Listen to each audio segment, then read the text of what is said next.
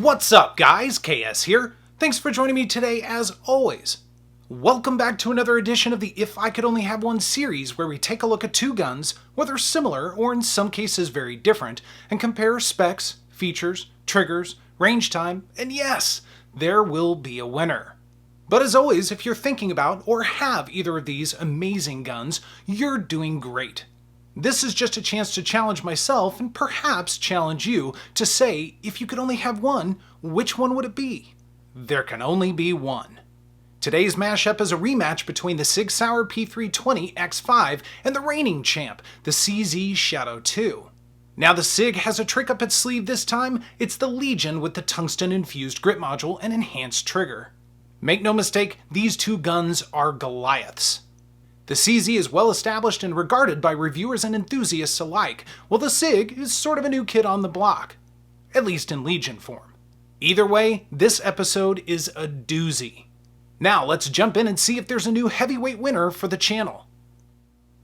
Alright, we're going to do a rapid fire side by side with these two giants right here, just to give you an idea of size and scope of both of them. I'll tell you what, they're both big guns, which always makes it a little bit of a challenge to work with. So I had to back the camera out just a little bit. I know that hammer is back on the CZ. So we're talking about 8.5 inches in length for both of these. They are just about neck and neck from a slide length perspective. But in terms of height, and keep in mind, I have the 21 round magazine in the Sig right now. I'll explain that here in just a moment. But we've got 6.18 inches on the CZ on your left versus 5.8 inches on the Sig. Again, that magazine's going to extend it just a little bit. And barrel length 4.72 inches versus 5 inches on the Sig. Now width, we're talking 1.34 inches on the CZ versus 1.6 inches on the Sig. That Sig is a little bit wider, although with the extended safety on the CZ, that changes things a little bit. Again, I'll explain that as well here in just a moment. Now in terms of weight, 46.91, almost 47 ounces on the CZ. So it is a hefty fella, no doubt about it. However, the X5 gained about 8.5 ounces, something like that, with the Legion series, that tungsten-infused grip module. So we're talking 43.5 ounces. So still not quite as stout as the CZ, but definitely climbing the ladder. So a very interesting side-by-side, no doubt about it. All right, we're going to walk around the features of the Sig here in just a moment. Before we do, of course, I want to show you the magazines. And first, I want to show you the magazines that came with it. It actually came with three 17-round magazines, and it's got an anodized aluminum base plate with the Legion insignia on the bottom. It's a really nice touch, a little bit of texture on it as well.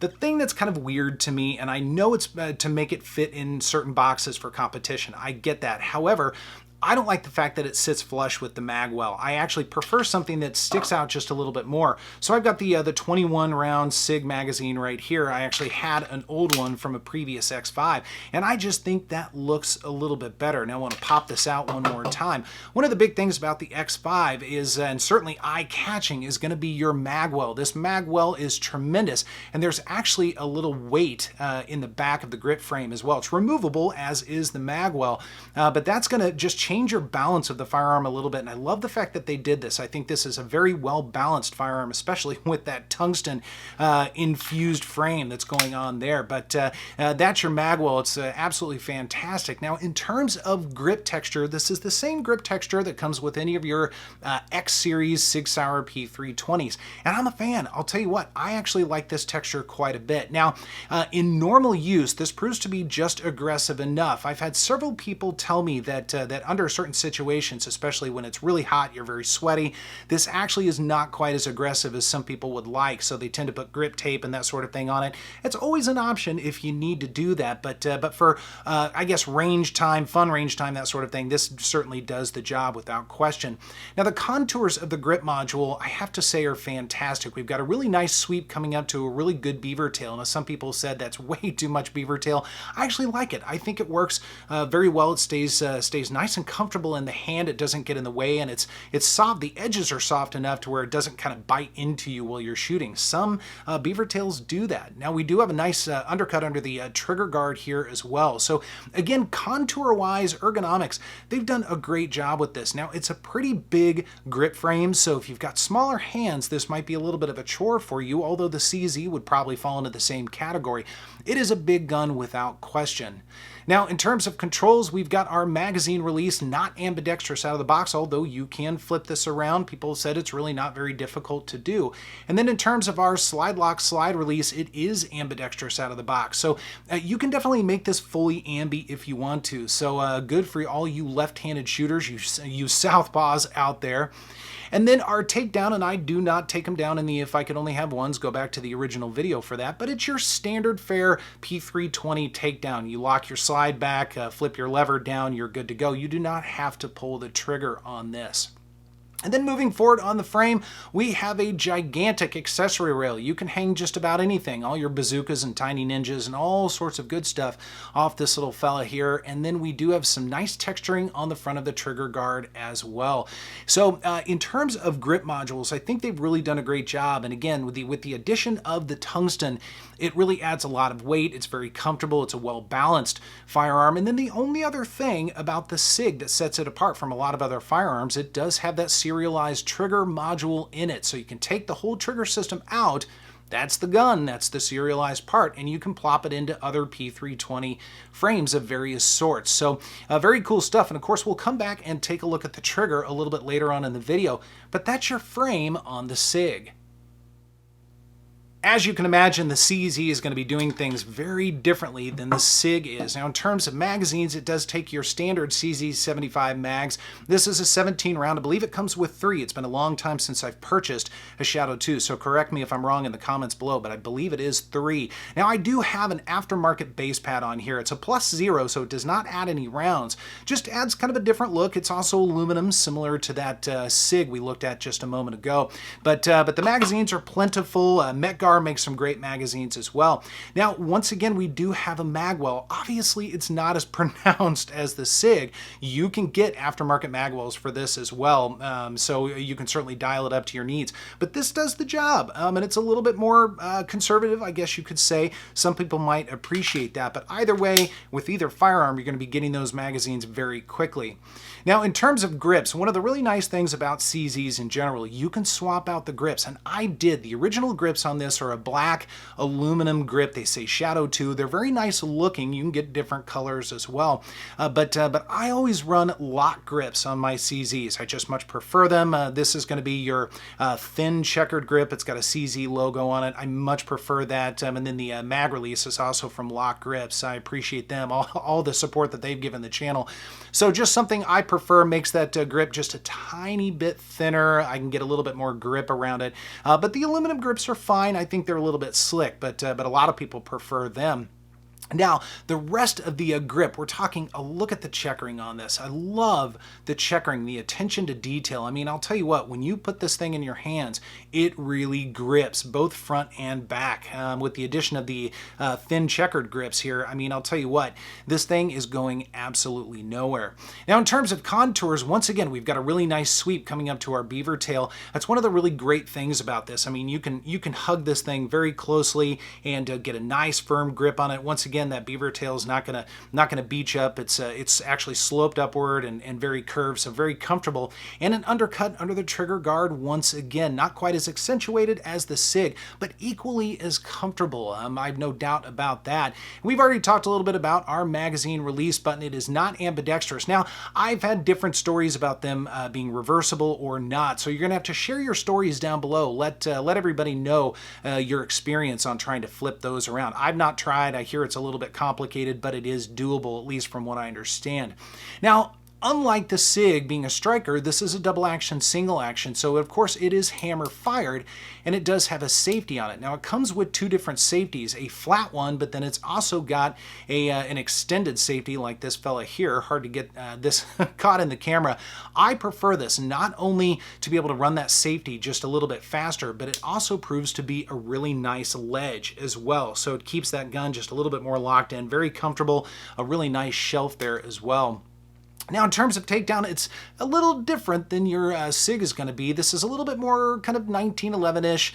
You do have to lock your slide a little bit back at first. Actually, you really don't have to lock it back.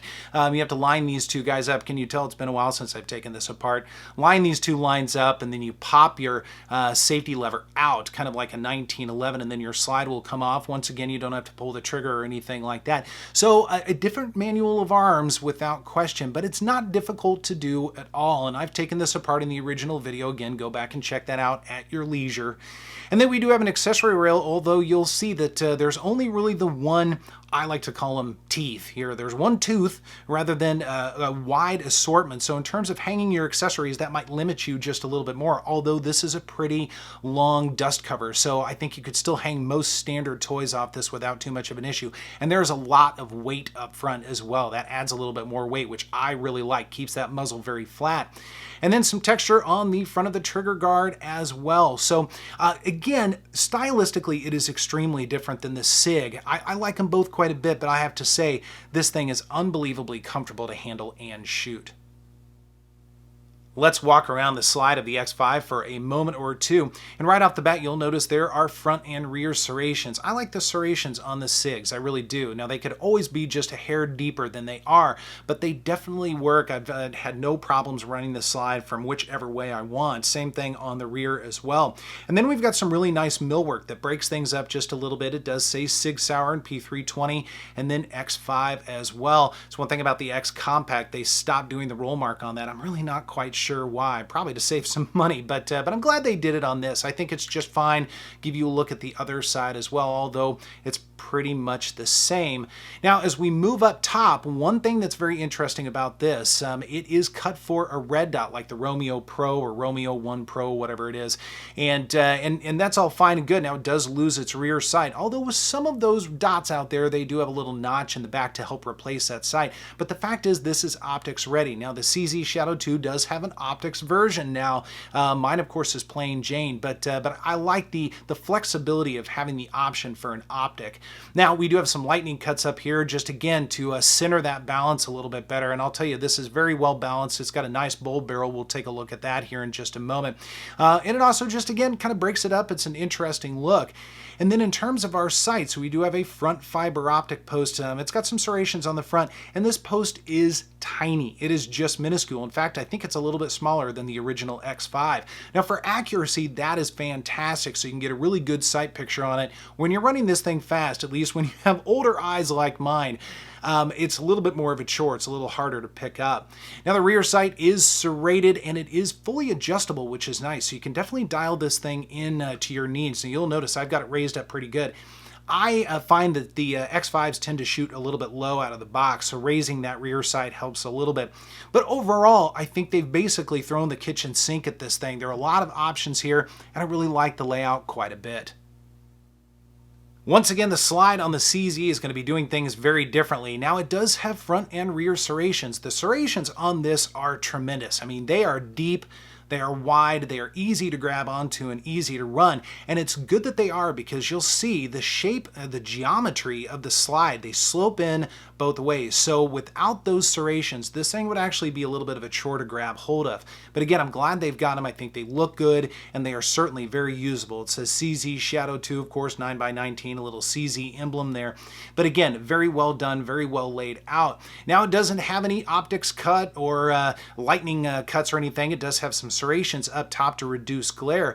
But in terms of the sight, now, believe it or not, this optic is actually just about the same size as the Sig, although I think the Sig might be just a hair smaller, but still a very small optic. So once again, for accuracy, fantastic. For running fast, at least in my hands, maybe not quite so much. Once again, we've got a nice blacked out serrated rear, and it is adjustable again. So you can really dial both of these guns in to suit your needs. And overall, I mean, I think the slide on the Shadow 2 is truly fantastic. I think it's a really good looking firearm. Let's take a look at the trigger of the X5 Legion for a moment or two. Now, of course, it is striker fired. The trigger's actually been skeletonized, so it's a lighter trigger than the original X5, and it is totally flat with just a tiny little hook at the bottom. The design of this trigger is actually quite good. Now, in terms of pull, we've got our take up, and that's it, guys. That's all the take up right there to our wall. And there's your brake. And the brake is coming in about 3 3/4 pounds. So not a bad brake at all, especially for a P320. And then our reset right there, right just about back out to the start. We've got that kind of reverse take up. So do this a couple more times. Our take up to the wall. There's your brake. And then we'll do a follow-up, of course, right here. And that's it. I'll tell you what, the trigger on this thing is fantastic. As far as striker triggers go, this is one of the better ones out of the box I've experienced. As you might expect, the trigger on the CZ, of course, is going to be very different, mainly because it's double action, single action. So we want to start in our double action. There's a look at your trigger. It is adjustable, just so you know. But we'll do our double action pull, and there it is. It's incredibly smooth, about 9.5 pounds, so kind of stout, although I'll take a little bit heavier and very smooth all day long. And just one more time on that.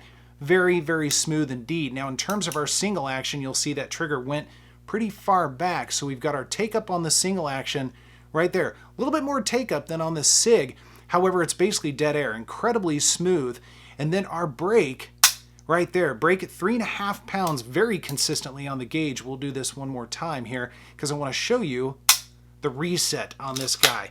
The reset on the CZ is awesome. There's your resets, very short. Not the shortest out there, I don't want to kid anybody. However, it is still very short. So the trigger on the CZ Shadow 2 really is a lot of fun and very dialed in. So guys, once again, it's an if I could only have one, so there must be a winner. The Shadow 2 has been touted as a premier option for competition circuits, and I can see why. Not only is it one amazing looking firearm, it's got the great ergos, aggressive checkering, near perfect balance, highly accurate sights, and a class-leading trigger. It comes in at an MSRP of $1,349, though you can often walk into them at closer to $1,100. For that price, it's a steal. The Sig Sauer X5 Legion is something of a different animal. Its pedigree is that of a full-size polymer striker, though the addition of the tungsten in the frame elevates it to go toe-to-toe with the big dogs. Aside from the 1-pound grip module, it's got the fire control modularity, the optics cut, excellent sights, and a tremendously good trigger. It also comes in at around $900, so it definitely is a little bit more budget-friendly than the CZ Shadow 2. This is truly a tough head-to-head. At the end of the day, however, I'd still go CZ. The Shadow 2 is an experience to behold, and I get a bit giddy anytime I get to have some fun with it at the range. Yes, you heard it, the Shadow 2 maintains its title as the heavyweight champion of the channel and the winner of yet another If I Could Only Have One. Guys, be sure to holler down below and let me know if you agree or disagree. I'm always looking forward to hearing from you, and otherwise, thanks for joining me, and I will see you next time.